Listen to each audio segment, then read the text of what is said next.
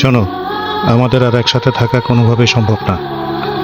তার চাইতে ভালো আমরা যার যার রাস্তা আলাদা করে ফেলি। আমারও তোমার সাথে থাকার কোনো শখ নাই। ঠিক আছে, আমরা যার যার জিনিস আলাদা করে ফেলি।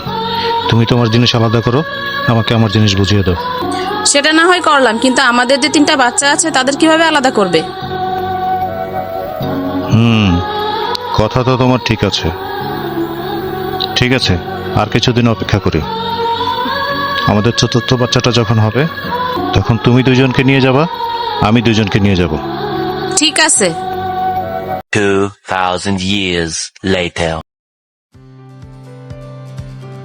বাস, শুধু বাচ্চা হওয়ার খবরটা আসুক, এরপর আমি আমার 2 বাচ্চাকে নিয়ে এই মহিলার কাছ থেকে আলাদা হয়ে যাব।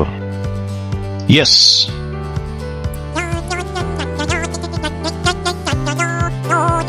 এই তো ডাক্তারের ফোন চলে আসছে। হ্যাঁ ডাক্তার সাহেব বলেন। Congratulation, thank you doctor. বাচ্চার কি সংবাদ?